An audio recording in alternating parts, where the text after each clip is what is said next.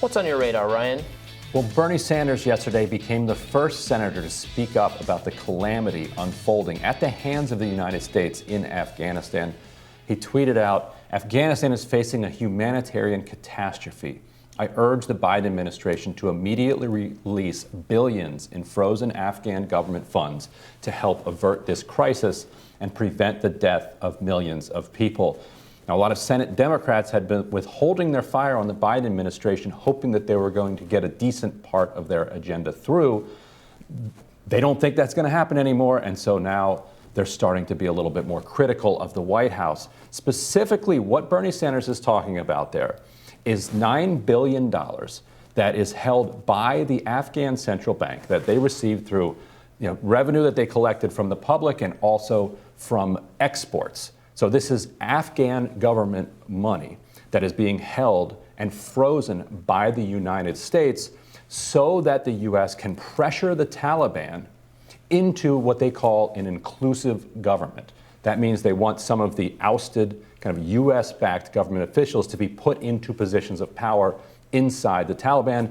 The Taliban, unsurprisingly, are uninterested in doing that, so the policy amounts to forced starvation of tens of millions of people in Afghanistan. So I recently interviewed Masood Nazai. He's a journalist who's in Afghanistan, and I asked him about the state of the economy. And I asked him how many people he knew who'd been thrown out of work and how many businesses in his neighborhood had been shuttered. Here's what he told me. Like so many shops, maybe 30% of the shops, they are not running anymore. The businesses, like the big businesses like hotels and manufacturing companies, they've stopped operations. Banks have stopped providing services. Azizi Bank, one of the biggest banks, they are not able to provide cash to their customers who wants to withdraw their money. I personally have some cash in Azizi Bank, and I'm not able to withdraw for 3 months now, because there are long queues in front of the banks, and then you have to wait for a week to withdraw $200. That's a very difficult situation. The consumption of the people, it's been reduced by 50%. And on the other hand, the Afghan currency lost its value, 30 to 35% of its value against the dollar. The food prices, the commodity prices have spiked by 40 to 50%.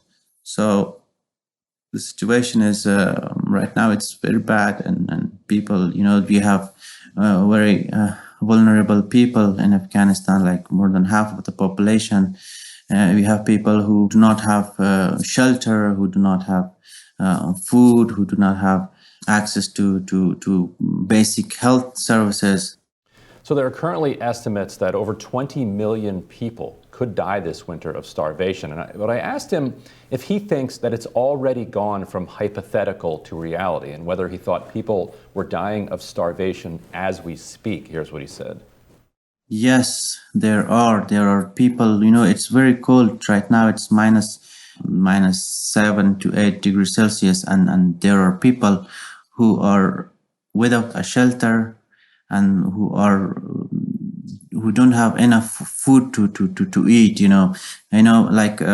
Last month I was in Herat, and I saw a town with hundreds of internally displaced families living on the plain ground without a roof, on top of them, and they were not having any cash. They were not having plain bread, So those people, I fear they will be starving right now. And the response from Congressional Democrats has been a parody of liberal imperialism. Here's one letter that was organized by Tom Malinowski, who has a strong human rights background, but this is his recommendation. Accordingly, we recommend that the Biden administration release frozen Afghan assets to an appropriate UN agency to pay teacher salaries and provide meals to children in schools, so long as girls can continue to attend. So in other words, what this Malinowski letter, which has dozens of Democrats and a handful of moderate Republicans signed on to, it says is that don't release the $9 billion back to the Afghan central bank and allow them to grow their economy again, but send Afghan money to the United Nations so that the United Nations can then funnel it to pay teacher salaries only at schools that are continuing to allow girls to go there. Obviously, that's such a complicated scheme, it wouldn't end up working in the first place. The irony being, of course, that the Taliban is allowing girls to go to school, and it is allowing women to go to work.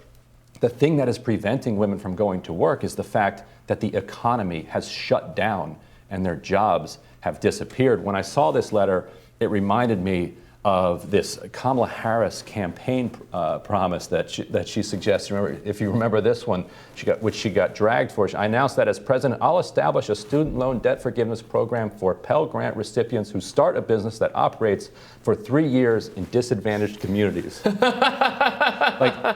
Like that's our Afghan policy, basically. Yeah, we're going to send the money to the UN. The UN will send it directly to the teacher, but only if they can certify that girls are continuing to come to school. I'm sure there will be no corruption or problem with any of that. I'm sure it will all be given out fairly to the people who need it. Right, exactly. And now the irony is that the Afghan central bank is one of the only decent things that the U.S. accomplished in its 20-year occupation. It's become a model for the region that a lot of other countries are looking at because it was modeled on the Federal Reserve. It has Western board members on it.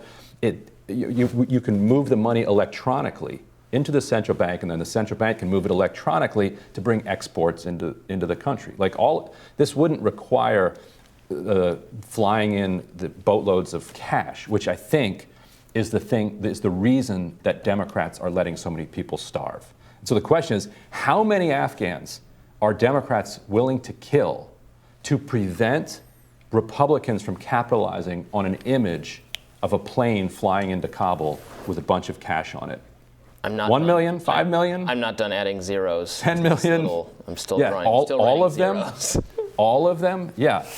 And they're scarred from the Iran deal, where we had frozen Iranian assets, and after we came to a deal, then we unfroze their assets and gave their money back. Trump ran his entire campaign saying, we handed over, hundreds of millions of dollars in cash. It's their money. Their money. It's their money. So it seems like they're now asking the question, how many people are we willing to kill in order to not get this one bad headline, which, who cares about your bad headlines? You're going to lose the House anyway, badly. So you're not even going to get any political benefit from all of these people that you're killing. This is a genocide. The perception that the Afghanistan issue has been botched is already there, and it's not going away. It's done. I don't entirely agree with it. I think part of that is the mainstream media's hawkishness. They wanted that war to keep going on. They were punishing Biden for the one courageous thing he's done, something Trump promised to do and didn't do. Right. Something Obama wanted to do and didn't do. Yeah. So anyway, the way you can tell it's cynical, and it was just punishing Biden, is because it was dressed up in all of this concern for Afghan civilians. Now there are Afghan civilians freezing to death and starving to death. And we say, well, we want the girls to be able to go to school. The girls are being forced to burn their chairs to stay warm and to sell their table so that they can eat for one more day. But your concern is that they be able to go to school. They're dying. They're dying the most horrifying, atrocious deaths.